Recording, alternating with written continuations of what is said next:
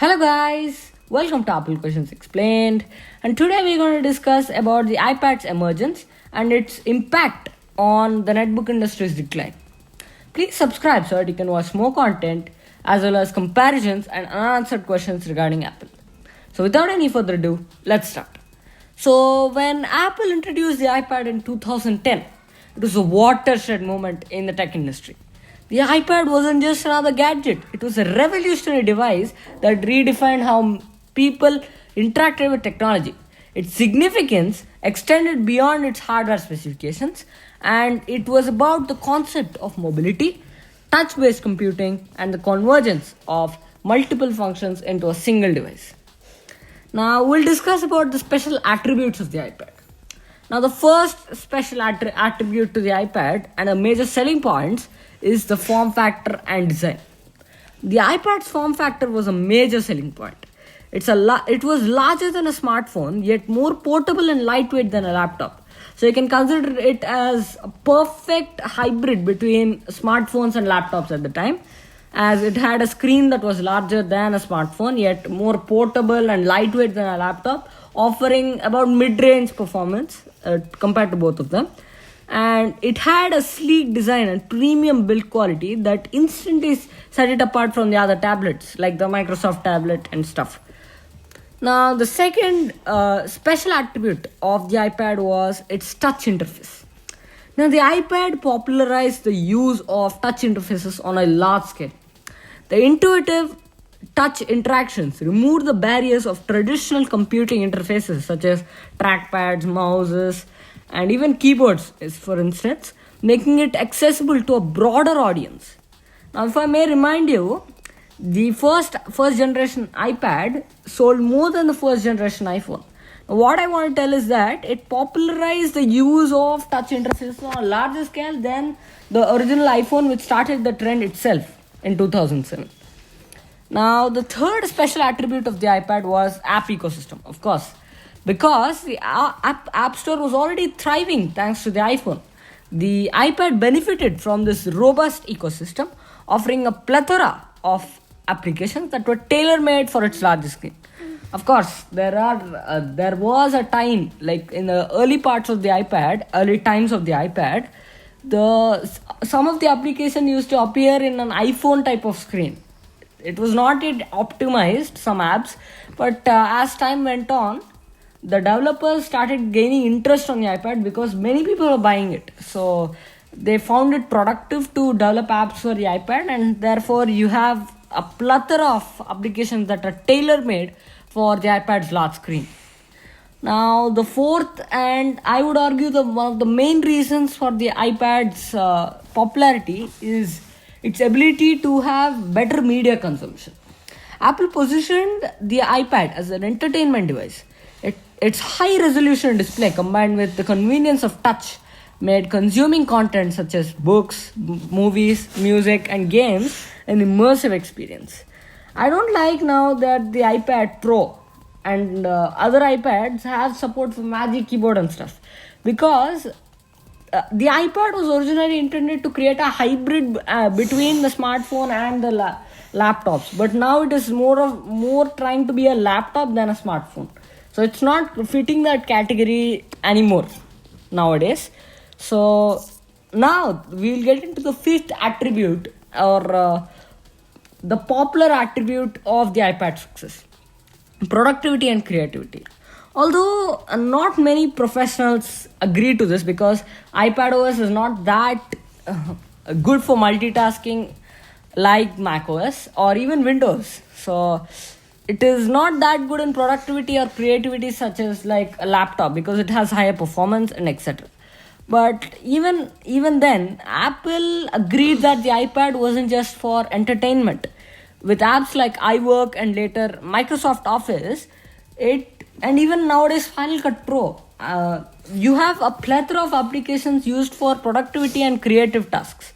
Creative professionals embrace it for digital art, music production, and video editing. If you want to shoot your footage on a drone, you can use it on your iPad and edit it then and there. It will save you a lot of time. So it is very, very good for productivity and creativity tasks. That's why Apple introduced devices such as the iPad Pro. Now we will get into the netbook's dominance. Before we get into the fact how the iPad had made its impact on the decline of the netbook industry, we'll first understand what were netbooks and what kind of dominance they had in the late 2000s. Now, netbooks, to be absolutely clear, were miniature laptops running Intel Atoms with abysmal hard drives. I mean, they were 1500 RPM, so you would think of it. So, the netbooks were a product of the late 2000s, emerging as a response to the demand for affordable and portable computing. They were compact, lightweight laptops with modest specifications. The key features that led to their initial popularity were its affordability. Netbooks were significantly cheaper than traditional laptops, making them an attractive option for budget-conscious consumers. And second was portability.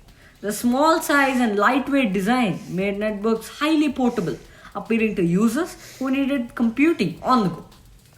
And the third and last reason why netbook was dominant were because it had the basic functionality. Even though they had Intel Atoms, it was enough because the people who were buying it they were like $99 laptops. So you don't expect much from it. You just want to do basic web browsing and document typing at max. You don't want to do 4K video editing with that.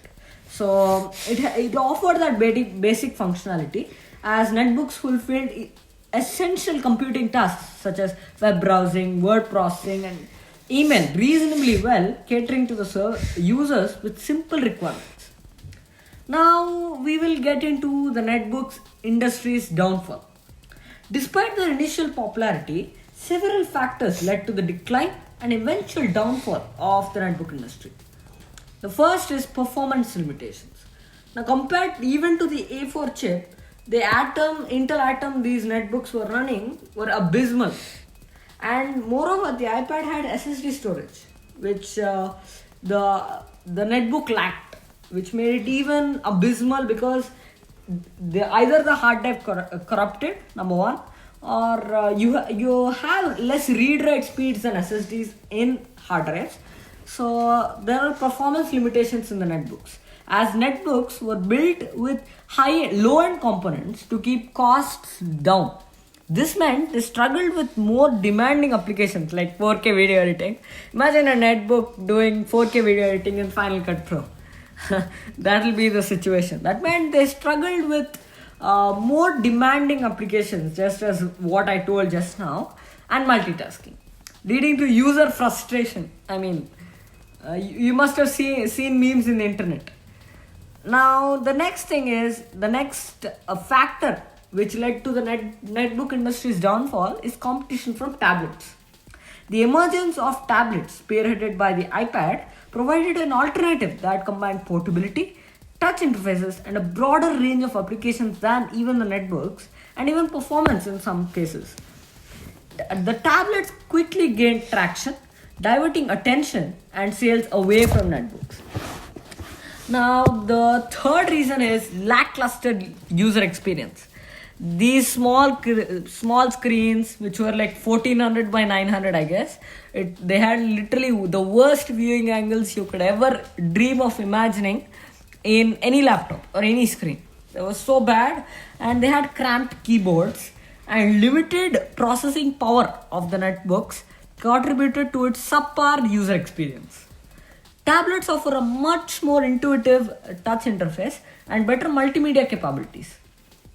Now, the fourth and major factor is tech advancements. Traditional laptops started becoming thinner, lighter, and more affordable, eroding the netbook's advantage in portability and cost effectiveness. Now we will see the iPad's role in the netbook industry's decline. The iPad played a pivotal role in undermining the netbook industry, and because of its superior user experience. The iPad's touch interface, app ecosystem, and a much better display offered a more engaging and user-friendly experience compared to netbooks. And the second, versatility. The iPad's capabilities span entertainment, productivity, creativity, making it more versatile than netbooks. They could even do like 2K video editing, even. And now the iPad Pros with the M2 chip can do 4K editing. I'm not joking, which is much better than what the netbooks can do. And it and the iPad, even it was designed for basic tasks at the time, but still it was more versatile device than netbooks. Now next is third, media and content consumption. The iPad's focus on media consumption combined with its exceptional display made it an appealing choice for users seeking an immersive content consumption device, because actually the netbooks displays were the worst in the world. They had terrible viewing angles, as I told earlier, and the iPad though had a beautiful screen right from the start. It was so good, and it contributed to the failure of the netbooks. The next is branding and ecosystem. Apple's strong brand reputation and ecosystem synergy across devices, iPhone, Mac, etc., created a sense of loyalty among users, incentivizing them to adopt the iPad. In conclusion, the iPad's uniqueness lay not only in its features but in its transformative influence on the tech landscape. Its emergence disrupted the traditional notions of computing, causing a ripple effect that challenged netbooks and shifted consumer preferences towards a touch-centric, versatile, and immersive computing experiences. The iPad's impact was a testament to Apple's ability to innovate and capture the zeitgeist of evolving the consumer's needs. Okay, so thank you guys. That's all for the video, guys. Thank you so much for watching. Please subscribe so that you can watch more content and many unanswered questions as well as explanations regarding Apple. And I'll see you in the next video.